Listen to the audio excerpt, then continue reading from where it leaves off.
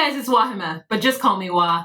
Melanated! Welcome to my recap of 90 Day Fiancé. This is not it. Okay, listen, we haven't done this in a good year. I'm back, you guys, I'm back. Hey, I'm back. On the road, as you can see, so...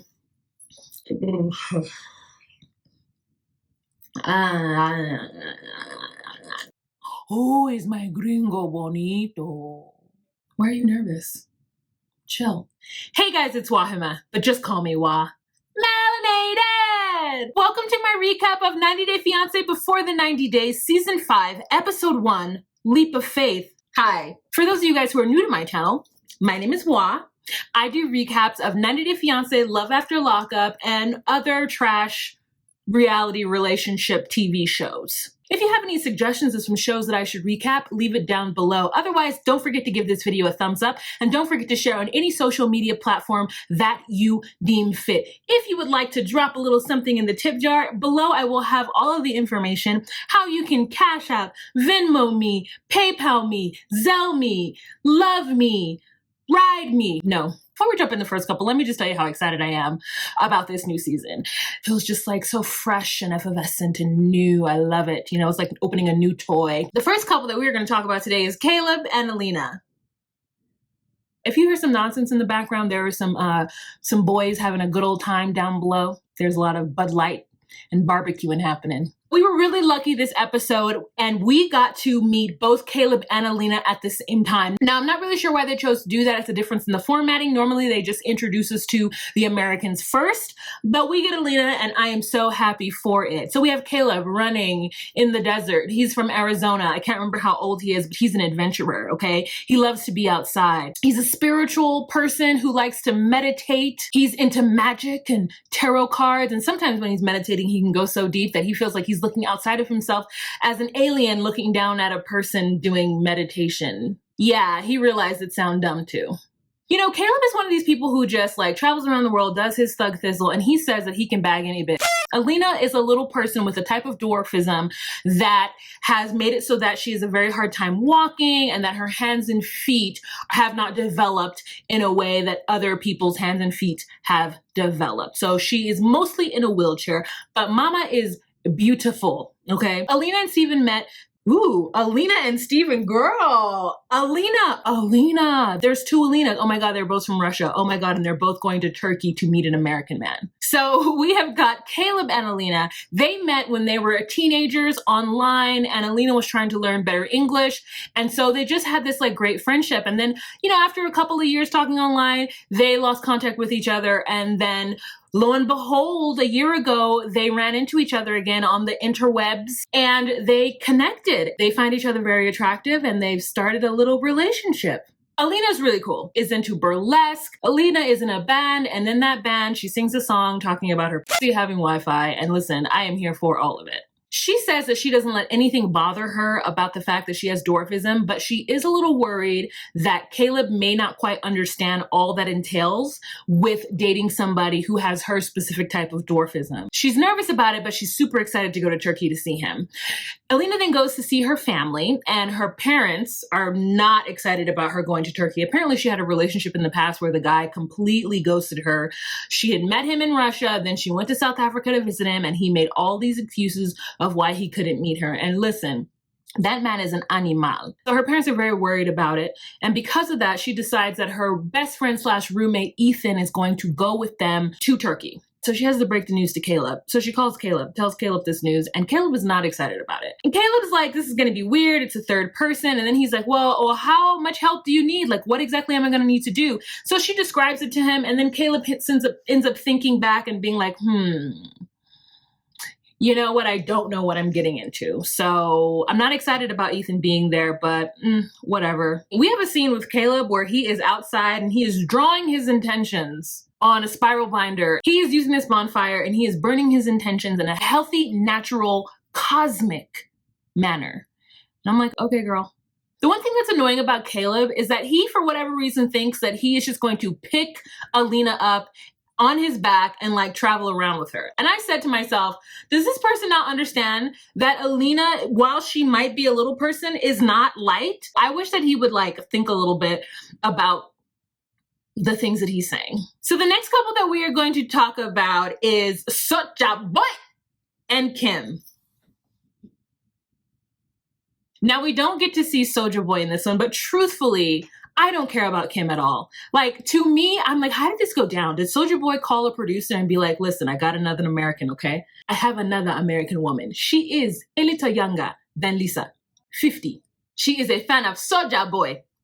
And I feel like this could be very good as my first wife. So Kim, like a weird 90-Day Fiancé watcher, reached out to Soulja Boy and Soulja Boy entertained her back. Kim is 50 years old from San Diego, California. She's got one son who's 25 named Jamal. She is divorced. She divorced Jamal's father because he was trifling AF, cheated on her all up and down the block. She says that she is fiercely loyal, so it broke her heart when this happened. She's currently living with her mother because she is her mother's primary caregiver. And so she and her mom, they're best friends. They live together with a cat and a Michael Jackson tribute wall, which, listen, I love Michael Jackson.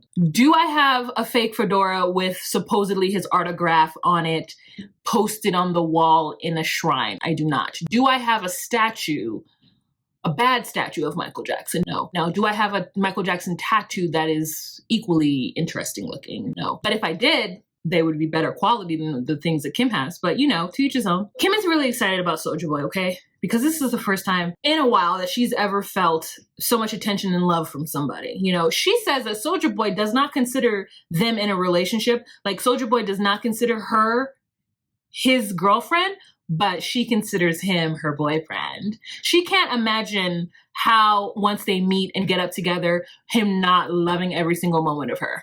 But her mother wants her to be careful and guard her heart at the same time because she's been through a lot.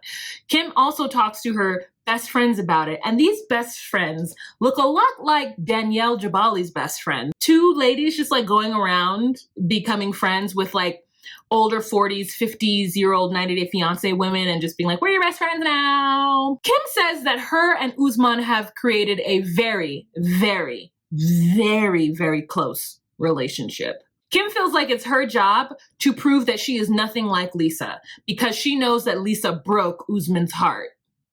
Girl, was you watching the same show I was watching? That was a mutually beneficial relationship, okay? Lisa didn't break anybody's heart. Lisa was an asshole, absolutely. But Usman knew what he was doing. Kim and her mother are walking down the street, and Kim's like, oh, Mom, good job. I know you haven't walked in a couple of days. And her mom's like, get off me. Girl, you know, I be walking around the house.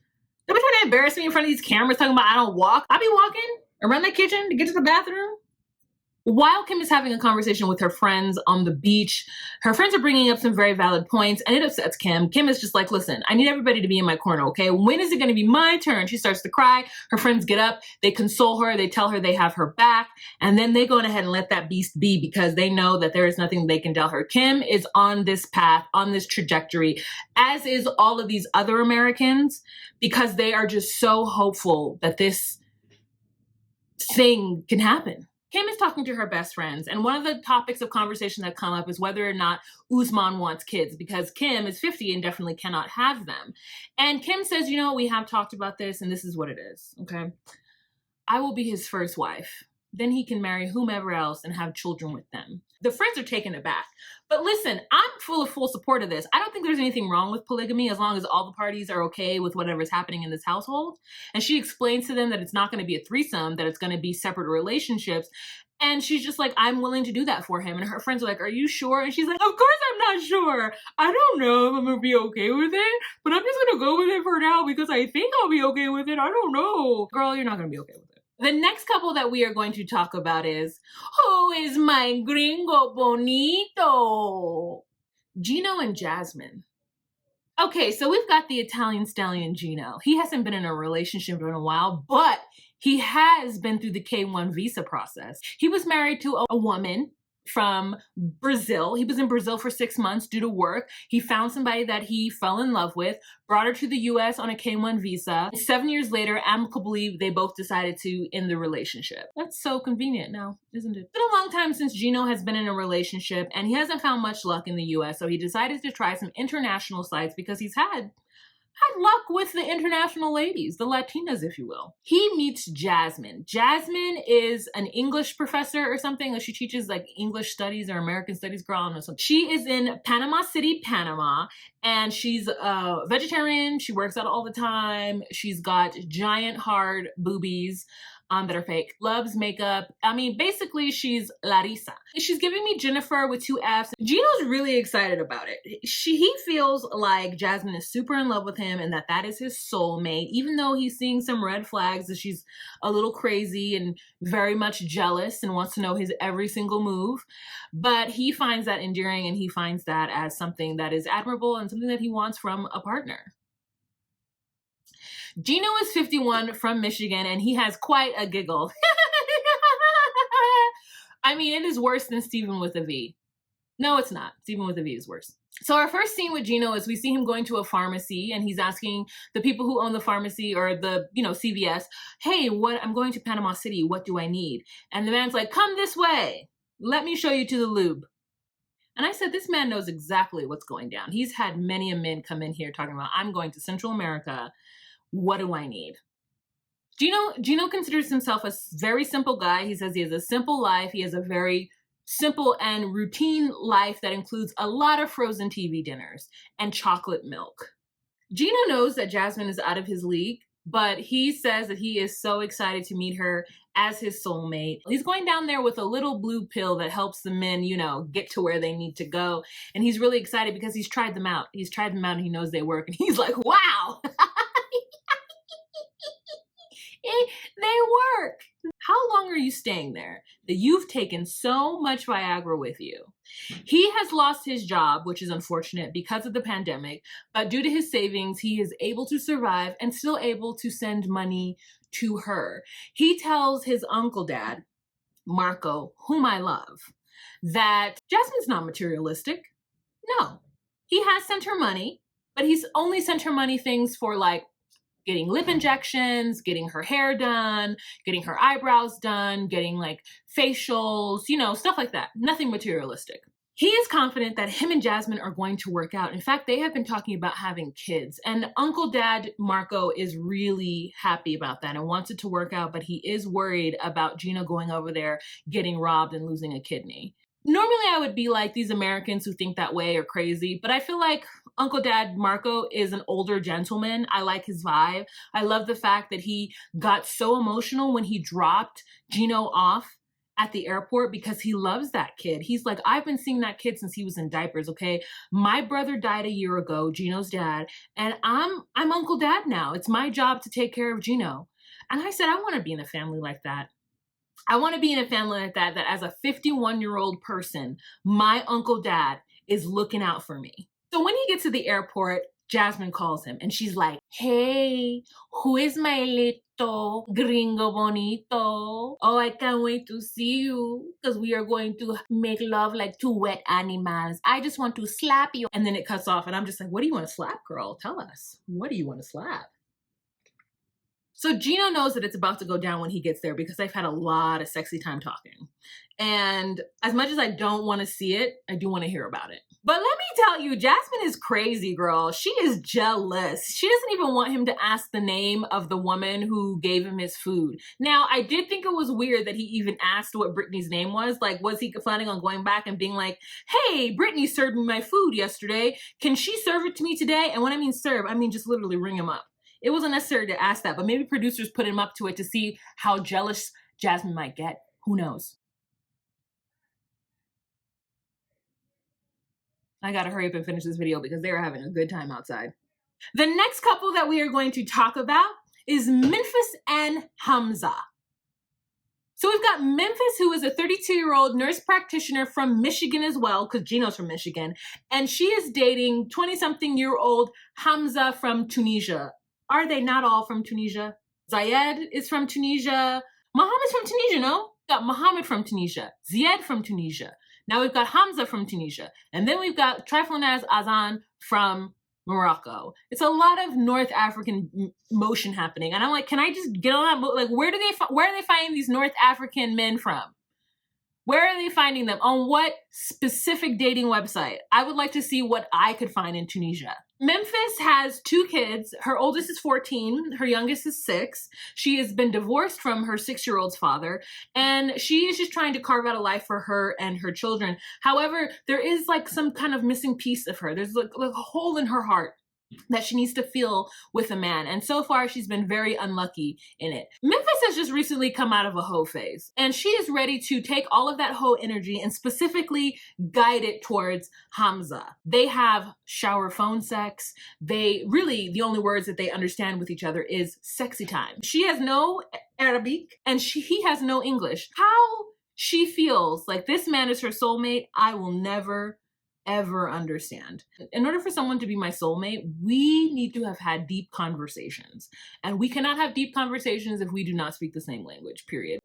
I really feel bad for this delusional woman, but I'm excited to see the story. So our first scene with her in a lingerie shop with her friends trying on different outfits to blow Hamza's mind.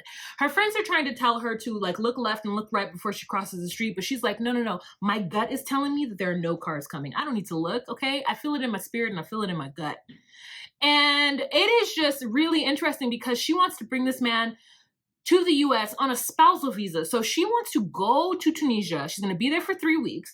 First week is to get to know him. Second week, they're going to get married. Third week is the honeymoon. That sounds bananas to me. But then she wants to do a spousal visa and then get him to the US on that because she thinks it'll be easier than the K1 visa. Not knowing how he is going to be with her kids. Not understanding or truly even looking into his culture and how that culture works. She's like, listen, he doesn't have a job now, but when he gets to the US, he knows he's got to get a job. And I said, sis, you know he can't get a job for a while though, right? The pesky work permit. And perhaps she's done her research, okay? Maybe this is just like, ad lib for the cameras. But I'm always worried for these ladies. So we have a scene where she is talking to her mom, whom she is trying to rekindle a relationship with because her mother had severe drug addiction when she was a child. In fact, Memphis was in 12 foster homes from the age 11 to 19. Her life literally must have been out of a suitcase, if she even had a suitcase.